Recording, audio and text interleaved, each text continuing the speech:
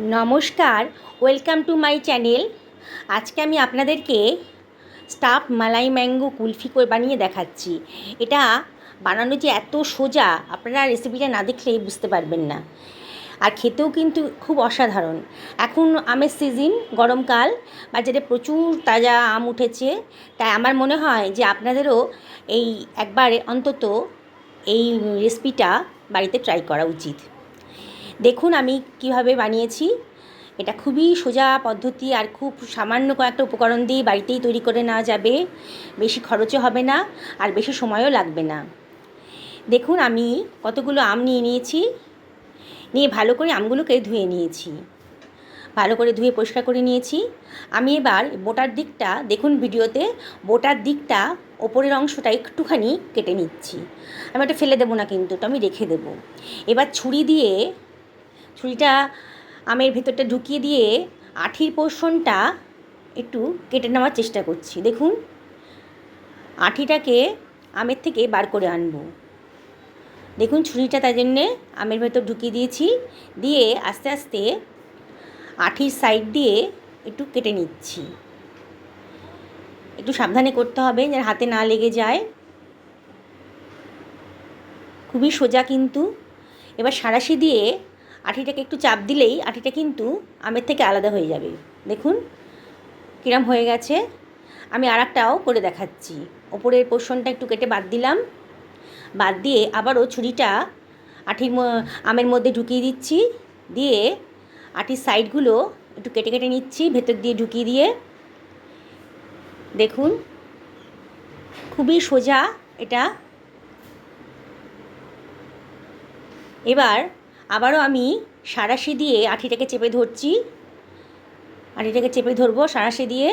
একটু চাপ দিলেই সাইডটা একটু ঘুরিয়ে নিলে পরেই আঠিটা কিন্তু আমের থেকে আলাদা হয়ে বেরিয়ে আসবে। দেখুন একেবারেই সোজা, একেবারেই সোজা। আঠিটা আমের থেকে কীরকম বেরিয়ে আসছে দেখুন, বেরিয়ে এলো। এরম করে আমি সমস্ত আমগুলোকে আঠি বার করে নেব আমগুলোর থেকে। এইবারে আমি হাফ লিটার মতো দুধ জাল দিতে দিয়ে দিয়েছি। হাই ফ্লেমেই রেখেছি, অনবরত নাড়তে থাকছি। দুধটা আস্তে আস্তে ঘন হয়ে আসছে আমার। এইবারে অনবরত নাড়তে হবে কিন্তু, নাহলে কিন্তু নিচটা ধরে যাবে। এবার আমি 3 টেবিল চামচ মতো গুঁড়ো দুধ নিয়ে নিয়েছি। গ্যাসটা বন্ধ করে দিয়েছি এখন। দিয়ে দুধটা একটু উষ্ণ আছে, আমি একটু ভালো করে দুধের গুঁড়োটা ভালো করে মিশিয়ে নিচ্ছি। ভালো করে মিশিয়ে নিচ্ছি দুধের গুঁড়োটাকে, যাতে কোনো লাম্পস না থাকে। এবার আমি দুধের মধ্যে ঢেলে দিলাম। আমি কিন্তু গ্যাসটাকে এখন অফ করে দিয়েছি, নাহলে কিন্তু দলা পাকিয়ে যাবে। আবারও ভালো করে মিশিয়ে নিচ্ছি। এবার আমি 1 চামচ কর্নফ্লাওয়ার নিয়েছি, নিয়ে আবারও উষ্ণ দুধটাকে কর্নফ্লাওয়ারের বাটিতে দিয়ে দিলাম, দিয়ে ভালো করে নাড়াচাড়া করে নিচ্ছি যাতে কোনো লাম্পস না থাকে। কর্নফ্লাওয়ারটা দেওয়ার ফলে আমার কিন্তু খুব তাড়াতাড়ি এটা রাবড়িটা তৈরি হয়ে যাবে। আমি আবারও দুধের মধ্যে মিশিয়ে দিলাম, দিয়ে সব কিছু ভালো করে মিশিয়ে নেব। এবার দেখুন, এবার গ্যাসটা ধরিয়ে দিচ্ছি। ধরিয়ে দিয়ে এবার 4 টেবিল চামচ মতো চিনি দিলাম। চিনিটা আপনাদের পছন্দ মতো দেবেন। ভালো করে এবার মিশিয়ে নিচ্ছি, হাই ফ্লেমেই রেখেছি। নিয়ে অনবরত কিন্তু এবার দিয়ে দিলাম একটুখানি ছোটো এলাচের গুঁড়ো, তাতে সুঘ্রাণ একটা গন্ধ বেরোবে। এবার দিয়ে দিলাম 1 টেবিল চামচ মতো রোজ ওয়াটার। এটা অপশনাল, না দিলেও কোনো অসুবিধা নেই। আবারও সমস্ত মিশ্রণটা ভালো করে মিশিয়ে নিলাম। দিয়ে দিলাম 1 চিমটা নুন। নুনটা দিলে চিনি আর নুনের মধ্যে একটা ব্যালেন্স আসে, তাহলে রেসিপিটা খুব সুন্দর খেতে হয়। আবারও ভালো করে নাড়াচাড়া করে নিচ্ছি। দেখুন দুধটা আমার অনেকটা ঘন হয়ে গেছে, আমার মালাইটা প্রায় রেডি হয়ে গেছে। আমার এরকমই রাখতে হবে, ঠান্ডা হলে আরেকটু ঘনত্বটা বেড়ে যাবে। আমি ওর গ্যাসটাকে অফ করে দিচ্ছি। ভালো করে অফ করে দিলাম, দিয়ে ভালো করে নাড়াচাড়া করে ঠান্ডা হতে দিলাম। দেখুন আমি ঠান্ডা করতে দিয়ে দিয়েছি, গ্যাসটা অফ করে দিয়েছি। আমার মালাইটা ঠান্ডা হয়ে গেছে।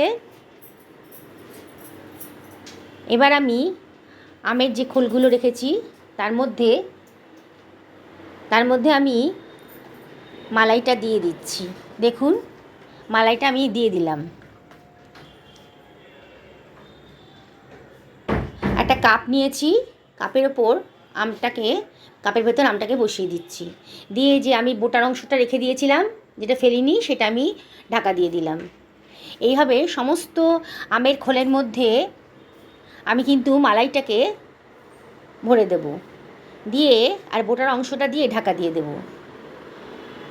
আর একটা কাপের মধ্যে এগুলোকে আমি রেখে দিচ্ছি। এইভাবে সমস্তগুলো আমি রেডি করে নিচ্ছি। দেখুন, আমার সমস্ত রেডি হয়ে গেছে। আমি একটা ডিপ ফ্রিজে রাখবো 6 থেকে 7 ঘন্টার মতো। আমার 6-7 ঘন্টা হয়ে গেছে। আমি এবার বার করে নিয়েছি ডিপ ফ্রিজ থেকে। দেখুন, আমার মোটামুটি কুলফিটা রেডি হয়ে গেছে।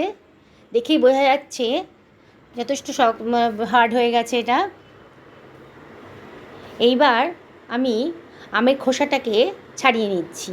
দেখুন, প্রচণ্ড ঠান্ডা, আমার হাতে একটু প্রচণ্ড ঠান্ডা লাগছে। আমি কিন্তু আমের খোসাটাকে ভালো করে ছাড়িয়ে নিচ্ছি। নিয়ে এইবার ছুরি দিয়ে চাকচাক করে কেটে নিচ্ছি। দেখুন, ভিডিওতে যেমন দেখাচ্ছি, দেখুন আমি কেটে নিচ্ছি। প্রচণ্ড ঠান্ডা আছে, দেখতেও কত সুন্দর হয়েছে, খেতেও কিন্তু খুবই অসাধারণ। দেখুন, আর একটা আমও আমি করে কেটে নিলাম।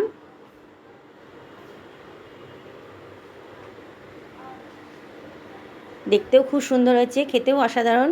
আপনারা বাড়িতে অবশ্যই এটা ট্রাই করে দেখবেন। খুব সামান্য উপকরণ দিয়ে এটা হয়ে যায়।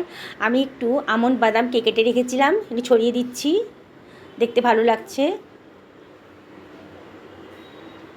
বন্ধুরা, আপনারা যারা ফেসবুকে এই রেসিপিটা দেখবেন তাদেরকে আমি রিকোয়েস্ট করব আমার পেজটা ফলো করার জন্যে। আর যারা আমার এই রেসিপিটা ইউটিউবে দেখছেন তাদেরকে রিকোয়েস্ট করব তারা যেন আমাকে সাবস্ক্রাইব করেন, আর বেল আইকনটা অবশ্যই ক্লিক করে দেবেন যাতে পরবর্তী আপডেটটা আপনারা পেয়ে যান। আর পুরনো বন্ধুদেরকে অনেক অনেক ধন্যবাদ। তাদের কাছে আমার একান্ত অনুরোধ যে আপনারা লাইক করবেন, কমেন্ট করে জানাবেন রেসিপিটা আপনাদের কেমন লাগলো। আপনারা যদি সাপোর্ট করেন তাহলেই আমি কি এগিয়ে যেতে পারবো। আজকের মতো বিদায়, নমস্কার।